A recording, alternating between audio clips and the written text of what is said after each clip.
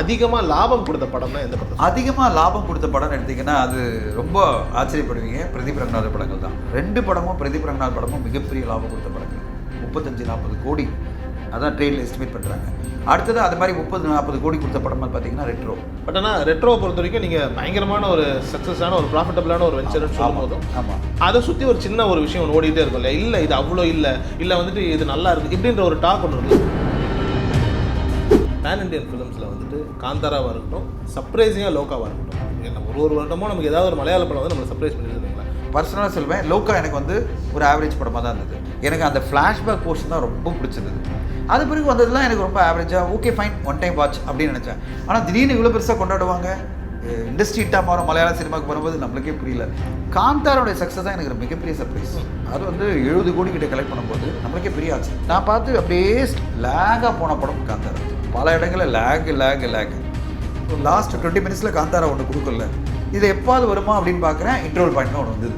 அப்புறம் கிளைமேக்ஸில் வரும்போது ஒரு 20 நிமிஷம் வந்தது. இதுக்காக வர 3 மணி நேரம் பார்த்துட்டு இருக்கேன் இந்த படத்தை அப்படின்ற மாதிரி ஆச்சு.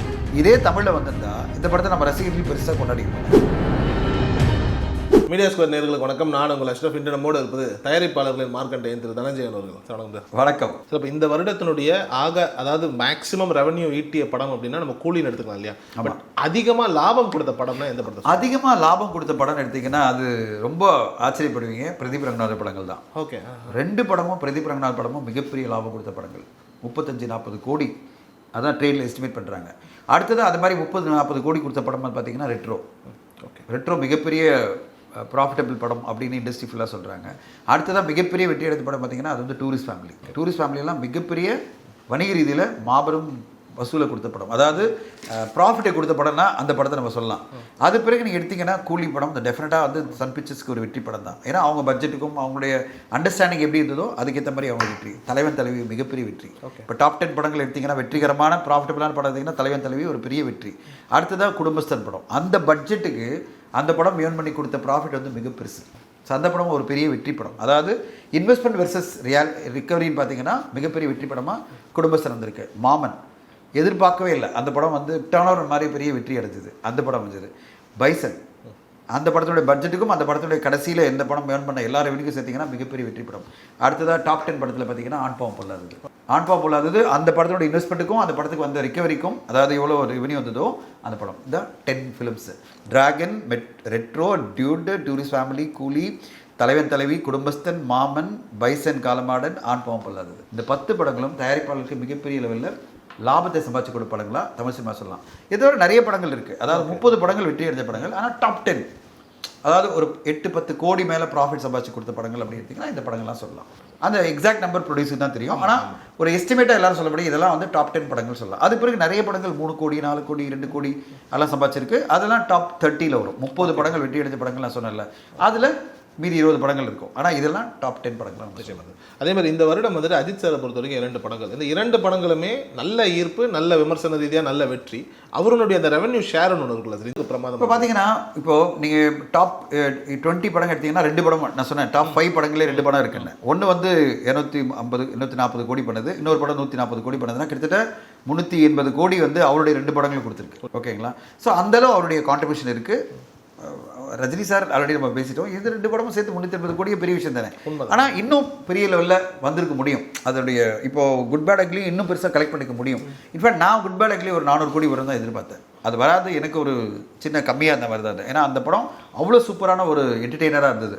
எப்படி வந்து ஒரு பிரேக் த்ரூ படமாக வந்து ஆதிக்கிற வச்சு மார்க் ஆண்டனி வந்து இல்லை, அந்த மாதிரி இந்த படமும் ஒரு பெரிய வசூல் சாதனை பண்ண தான் நான் எதிர்பார்த்திருந்தேன். ஒரு 400-500 கோடி வரணும். அது 230 பண்ணதே எனக்கு கம்மியாக தோணுச்சு. ஏன்னா அந்தளவு பொட்டன்ஷியல் இந்த படம். அந்த படம் அதுக்கும் இதே தான் பிரச்சனை. எல்லாருமே ரிவ்யூஸ் போட்டு எல்லாம் பண்ணி மிக்ஸ்டான இது பண்ணி ஏதோ பண்ணி அது வந்து வசூலை குறைக்கிறதா பெரிய லெவலில் உழைக்கிறாங்க. பட் ஆனால் அந்த படமும் என்டர்டெய்னிங்காக அந்த பேனரை பொறுத்தரையும் அது வந்து ஒரு ப்ராஃபிட்டபிள் படம் நினைக்கிறேன். ஆனால் எக்ஸாக்ட் நம்பர் நம்மளுக்கு தெரியல. ஏன்னா அது சேட்டலைட் இன்னும் வியாபாரம் ஆகிட்டு நம்மளுக்கு ஒரு கணக்கு வர மாட்டேங்குது. அதோடைய ப்ராஃபிட்டபிலிட்டி நம்மளுக்கு தெரிய மாட்டேங்குது. பட் இண்டஸ்ட்ரி பொறுத்தவரையும் வந்து அது வந்து தியேட்டருக்கெலாம் நல்லபடியாக வெற்றிகரமாக ஒன்று படம். இப்போ விக்ரம் சாரனுடைய ஒரு படம், ஆனால் அந்த படம் வரும்போது இருந்த எதிர்பார்ப்பு அது ஓடும்போது இருந்ததான்னு நமக்கு சொல்ல தெரியல. பட் அது எப்படி சார் லாபகரமான படம் தானே? இல்லை, அந்த படம் லாபகரமா அப்படின்னு எனக்கு தெரியல. என்ன காரணம்னா அந்த தயாரிப்பாளரை பொறுத்தவரையும் அவர் ரொம்ப பெரிய இன்வெஸ்ட்மெண்ட் பண்ணிட்டார் இந்த படத்தில். ஷிபு அவர் வந்து ரொம்ப பெரிய இன்வெஸ்ட்மெண்ட் பண்ணிட்டார். அதுதான் சிக்கல். அந்த படத்துக்கு என்ன ஆச்சுன்னா அந்த படம் வந்து 70-80 கோடி ஆயிடுச்சுன்னு சொல்கிறாங்க. அந்த பட்ஜெட்டுக்கு அந்த படம் ரிகவரி பண்ணிச்சா அப்படின்னு வரும்போது அது சேலஞ்சாக இருக்கும்னு தான் சொல்கிறாங்க. அது எக்ஸாக்ட் நம்பர் அவங்க சொல்லலை, ஆனால் டாப் 10ல் அது வரல, அதனால் நம்மளுக்கு தெரியல. பட் ஆனால் ஓவராலாக ப்ராஃபிட்டபுளாக எடுத்திங்கன்னா அது அந்தளவு வந்து தான் நம்மளுக்கு தெரியல. பட் ஆனால் ரெட்ரோவை பொறுத்த வரைக்கும் நீங்கள் பயங்கரமான ஒரு சக்ஸஸான ஒரு ப்ராஃபிட்டபுளான ஒரு வெஞ்சர்னு சொல்லும் போதும் ஆமாம், அதை சுற்றி ஒரு சின்ன ஒரு விஷயம் ஒன்று ஓடிட்டே இருக்கும் இல்லையா, இல்லை இது அவ்வளோ இல்லை வந்துட்டு இது நல்லா இருக்குது இப்படின்ற ஒரு டாக் ஒன்று இருக்குல்ல சார். உண்மையிலேயே வந்துட்டு சூர்யா சார் கங்குவாக்கு அப்புறம் ஒரு படம் பண்ணுறாங்க, அவங்களுடைய கெரியரில் வந்துட்டு ரொம்ப முக்கியமான ஒரு படமாக இந்த படம் அமைஞ்சிருக்கு. அது உண்மையிலேயே சாட்டிஸ்ஃபைங்காக அமைஞ்சு இண்டஸ்ட்ரிக்கு சாட்டிஸ்ஃபைங்காக இருந்திருக்கா? இண்டஸ்ட்ரி எப்படின்னா யார்? இண்டஸ்ட்ரி என்பது தயாரிப்பாளர், நிச்சயமா இயக்குனர், அதில் நடிச்ச எல்லாருக்கும். இப்போ அந்த படம் பார்த்தீங்கன்னா அவங்க இன்வெஸ்ட் பண்ணுறாங்க ஒரு 100 கோடி, அந்த படம் ஒரு 140 கோடியை கொண்டு வந்து கொடுக்குது தயாரிப்பாளருக்கு. ப்ராஃபிட்டபிளாக இல்லை, நிச்சயமாக ப்ராஃபிட்டபிள். இண்டஸ்ட்ரிக்கு ஹெல்ப்பாக இல்லையா? அதனால தான் அதுலேருந்து ஒரு 10 கோடி அக்ரோ ஃபவுண்டேஷன் அவர் கொடுக்குறாரு. கரெக்டுங்களா? அவ்வளோதான் மேட்ரு. அப்போ 100 கோடியில் பட்ஜெட் எடுக்கப்பட்ட படம் ஒரு 140 கோடி பண்ணி கொடுக்குதுன்னா எல்லாரும் செலிப்ரேட் பண்ணோம்ல. நான் அப்படி தான் பார்க்குறேன். இன்றைக்கி டாப் 10ல் அந்த படம் போய் நிற்குது அப்படின்னா வணிக ரீதியில் வசூல், அதாவது மோஸ்ட் சக்ஸஸ்ஃபுல் ஃபிலிம் ஃபைனான்ஷியலி. நம்ம பாக்ஸ் ஆஃபீஸ்க்குள்ளே வரல, பாக்ஸ் ஆஃபீஸ் ஆல்ரெடி நம்ம சொல்லிட்டோம். டாப் 5ல் நம்ம அதை சொல்லலை, அந்த படத்தை சொல்லலை. ஆனால் வணிக ரீதியில் வரும்போது அந்த படத்தை நம்ம சொல்கிறோம். அது காரணம் என்னென்னா வணிக ரீதியில் அந்த படம் மிகப்பெரிய லெவலில் ஓடிடி வியாபாரமாச்சு, சேட்டலைட்டு ப்ளஸ் வந்து தேட்டர்கள், ஓவர்சீஸு, மியூசிக் எல்லாம் சேர்த்து அந்த படம் பெரிய வசூல் சாதனை பண்ணிச்சு. வசூல்னால் நான் சொல்கிறது ரெவென்யூ. அந்த ரெவென்யூனால அந்த படம் வெற்றிகரமான படமாக மாறிச்சு. ஓகே, ஸோ அது எனக்கு பொறுத்தவரையும் வந்து நான் ஒன்றே தான் சொல்லுவாங்க, ஆப்ரேஷன் சக்ஸஸ் பேஷண்ட் டெட்டில் ஒர்த்தே கிடையாது. ஓகே, ஆப்ரேஷன் சக்ஸஸ் ஆகணும், பேஷண்ட்டும் பிழைக்கணும். புரியுதுங்களா? நான் பாக்ஸ் ஆஃபீஸ் வசூல் பண்ணிட்டேன், ஆனால் ப்ரொடியூசர் வந்து லாஸ் ஆகிட்டாருன்னா என்ன பிரயோஜனம்? பட் ஆனால் அந்த மாதிரி ஏதாவது படம் இருக்கா சார்? படங்கள் இருக்குது. ஓகே, பாக்ஸ் ஆஃபீஸில் பெரிய கலெக்ஷன் பண்ணிவிட்டு அந்த ப்ரொடியூசர் வந்து பெரிய சக்ஸஸ் ஆகலை, பிகாஸ் அதர் ரைட்ஸில் பெருசாக வியாபாரம் சம்பாதிக்கலன்னு படங்கள்லாம் இருக்குது. ஓகேங்களா? அதர் ரைட்ஸ் இன்னும் விற்க முடியல அப்படின்னு தியேட்டருக்குலாம் அந்த படம் ஓடி இருக்கும். ஆனால் ஓவராலாக அவருக்கு இன்னும் வசூல், அதாவது ரெவென்யூ வரலன்னு. இந்த படம் ஆப்ரேஷன் சக்ஸஸ்ஸு அண்ட் பேஷண்ட்டும் சக்ஸஸ், அதாவது படிச்சிட்டார் மாதிரி தான் இந்த படம். அப்படி தான் நம்ம பார்க்கணும். இங்கே நிறைய வந்து ஒரு ராங்கான ஒரு பிம்பம் இருக்குது. அதாவது வந்து என்ன பிம்பம்னா, தியேட்டர்கள் வசூலானதான் அந்த படம் வெற்றின்ற மாதிரி ஒரு பிம்பம் இருக்குல்ல, அதெல்லாம் கிடையாதுப்பா. எனக்கு ஒரு தயாரிப்பில் எனக்கு தியேட்டர்கள் வசூல் வந்தாலும் வரலாம், எனக்கு ஃபஸ்ட்டு என்ன தெரியுமா, என் பணத்தை எப்படியாவது ரிகவரி பண்ணணும். நான் போட்ட இன்வெஸ்ட்மெண்ட்டை எப்படியா ரிகவரி பண்ணணும். அது எப்படி ரிகவரி பண்ணாலும் எனக்கு ஓகே. அப்போ ரிகவரி பண்ணால் தான் அடுத்த கட்டம் இன்னொரு படம் பண்ண முடியும். நான் அதை நோக்கி தான் ஓடிட்டு இருப்பேனே தவிர எனக்கு இதில் வந்தால் தான் வெற்றி அப்படின்ற ஒரு மைண்ட் செட்டில் எந்த தயாரிப்பாலும் ஓட மாட்டார். ஓகே, ஒரு எக்ஸாம்பிள் சொல்லலாம். ரிவால்வர் ரீட்டான்னு ஒரு படம் வருது. ஓகே, தியேட்டருக்குலாம் அந்த படம் ஓடிச்சா? இல்லை, அந்த படம் பெருசாகவே எதுவுமே இல்லை. ஆனால் அந்த படம் வெற்றிகரமான படம் வசூல் ரீதியில்.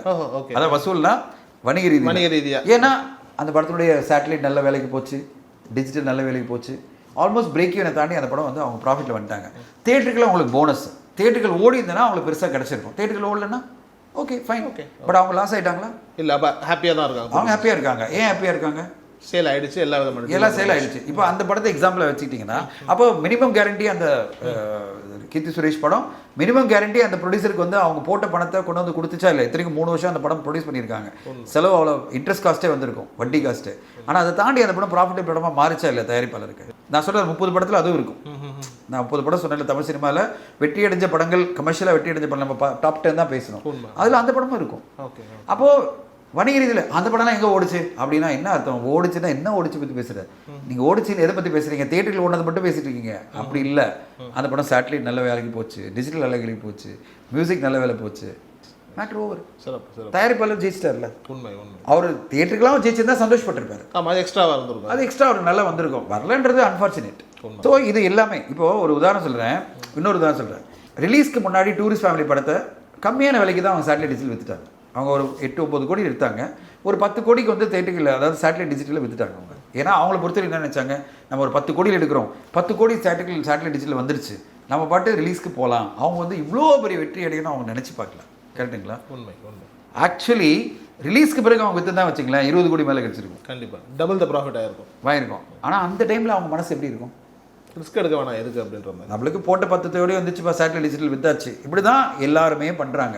அதுக்காக சொல்கிறேன், அந்த படம் அதுக்கு பிறகு வந்து மிகப்பெரிய லெவலில் கனெக்ட் ஆகி ஒரு 70-80 கோடி கலெக்ட் பண்ணதுன்னா அது வணிக ரீதியில் வெற்றி. ஆனால் அந்த டைமில் அவங்க யோசிச்சிருப்பாங்க, விக்கா வந்தால் கொஞ்சம் பெருசாக சம்பாதிச்சிருக்கலாம்.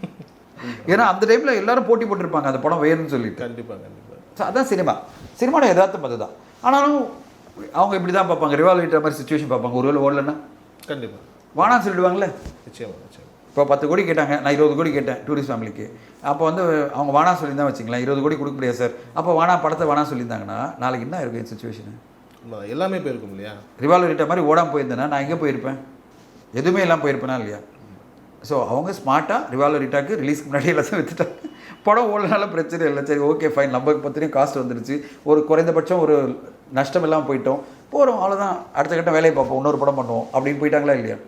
விஜயாந்தனி சாருடைய எல்லா படங்களும் நல்ல ரீச்சில் இருந்தது. பட் இந்த வருடம் 2 படங்கள் கொடுத்துருந்தாரு. உண்மையிலே அந்த Morgan and Sakthi Thirumahan profitable ரெண்டுமே அந்த 30 இருக்குது. ஓகே, ப்ராஃபிட்டபிள் படங்கள்ல மார்கனும் இருக்குது, சக்தி திருமணம் இருக்குது.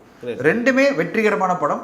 மிகப்பெரிய வெற்றிகரமான படமானு கேட்டேன்னா இல்லை, வெற்றிகரமான படம். அவருக்கு மினிமம் மார்ஜின் கொடுத்துருக்கு, அதாவது ஒரு 1 கோடி 2 கோடி ப்ராஃபிட் அப்படி கொடுத்துருக்கு. ரெண்டுமே வெற்றிகரமான படம். இதை தாண்டி அந்த படம் பண்ணியிருக்கலாம், அதுக்கான பொட்டன்ஷியல் இருந்த படங்கள் தான், ஆனால் அது பண்ணல.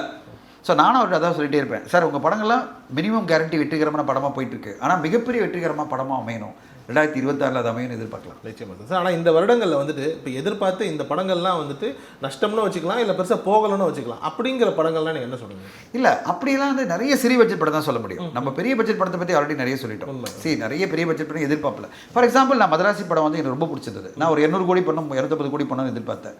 அது பண்ணாது எனக்கு ஒரு சர்ப்ரைஸாக இருந்தது, ஏன்னா எனக்கு ரொம்ப பிடிச்ச கண்டென்ட். அதே 100 கோடியில் ஸ்டக் ஆகிடுச்சு. இப்போ அதே மாதிரி வீரதேசர் எனக்கு கண்டென்ட்டாக ரொம்ப பிடிச்சது, அது ஏன் பெருசாக ஓடலை? இதெல்லாம் நம்மளுக்கு ஒரு பெரிய ஆச்சரியத்தை கொடுக்கக்கூடிய படங்கள். ஓகேங்களா? சில படங்கள் ஏன் இவ்வளோ பெருசாக ஓடலை? மதராசி எனக்கெல்லாம் வந்து கிளாப் அடித்தேன் நான். அதாவது ஒரு வித்யுத் ஜாமாலுக்கு நடந்த அந்த வில்லன் அறிமுகமெல்லாம் எனக்கு பயங்கரமாக, என்னடா இப்படி அட்டகாசம் பண்ணியிருக்காரு. நான் வந்து அவருக்கு விஷ் பண்ணி மெசேஜெல்லாம் போட்டேன், ரொம்ப கமர்ஷியலாக பிடிச்சது. அது ஏன் 200-300 கோடி பண்ணல? ஒரு அமரன் மாதிரி ஏன் இந்த படம் பண்ணலன்றது எனக்கே கேள்வியாக இருக்குது. ஸோ இதுதான் சினிமா நம்மளை சர்ப்ரைஸ் பண்ணிகிட்டே இருக்கும். நம்ம ஒன்று எதிர்பார்ப்போம், ஆனால் கடைசியில் ஒன்று வராது. இப்போது வீரதேசருண்டில் அவர் கொடுத்த உழைப்பு அவ்வளோ பெரிய மாபெரும் உழைப்பு, விக்ரம் சார் கொடுத்த உழைப்பு. ஆனால் அந்த உழைப்புக்கு ஏற்ற மாதிரி வசூல் ஏன் வரல தெரியல. ஸோ இப்படி சினிமாவில் எப்போவுமே இது மாதிரி நிறைய இருக்குது. ஓகே, நல்ல நல்ல படங்கள். இப்போ ஃபார் எக்ஸாம்பிள் சக்தி திருமகன் ஓடிடியில் வந்த பிறகு எல்லாருமே கொண்டாடுறாங்க, உண்மை, மிக சிறப்பான படம்ன்றாங்க. ஆனால் திரையில் வரும்போது பெருசாக அந்த படத்தை கொண்டாடவே இல்லை. ஒரு ஆவரேஜாக தான் அந்த படம் போச்சு. ஒரு 3-4 கோடி தான் ஷேர் கிடச்சிது, ஒரு 8-10 கோடி தான் கிராஸ் பண்ணுச்சு. ஏன் ஓடிடியில் வந்த பிறகு எல்லாரும் சொல்கிறாங்க மிக சிறப்பான படம், இது மிக சிறப்பான படம்ன்றாங்க. நம்மளுக்கு தெரியல. ஸோ இதுதான் ஆடியன்ஸ் வந்து தே ஆல்வேஸ் பெர்ப்ளெக்ஸ்னு சொல்லுவாங்க, உங்களை வந்து கன்ஃபியூஸ் பண்ணிகிட்டே இருப்பாங்க. ஏன் இந்த படம் ஓடலன்றது கேள்வி உங்கள்கிட்ட பதிலே இருக்காது. இப்போ ஓடிடியில் வரும்போது ஏன் வந்து ஒரு சக்தி திருமகனை இவ்வளோ பெருசாக ஏன் கொண்டாடுறாங்க?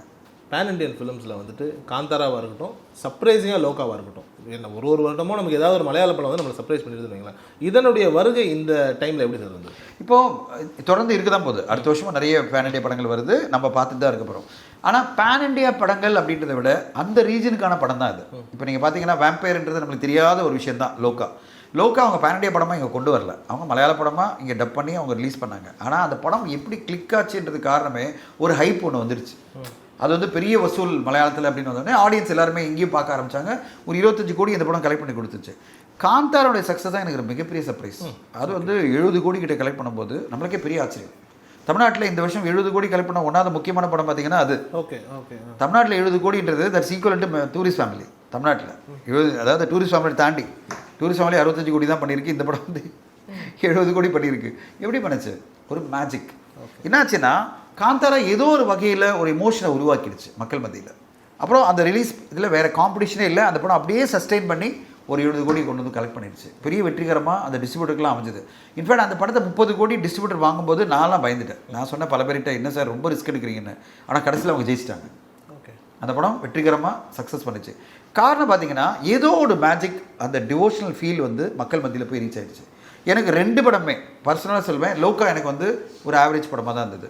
நான் எங்கேஜிங்காக எனக்கு இல்லை. பல இடங்களில் வந்து எனக்கு என்னடா இது ரொம்ப ஆவரேஜாக போயிட்டுருக்கு, திடீர்னு வேம்பயர் வருது, திடீர்னு பண்ணுது, ஏன் பண்ணுது, எதுக்கு பண்ணுது, எமோஷனலாக. எனக்கு அந்த ஃப்ளாஷ்பேக் போர்ஷன் தான் ரொம்ப பிடிச்சது. அந்த குழந்தைய வச்சுட்டு அவங்க பண்ண விஷயம் வந்து ரொம்ப அட்டகாசமாக இருந்தது.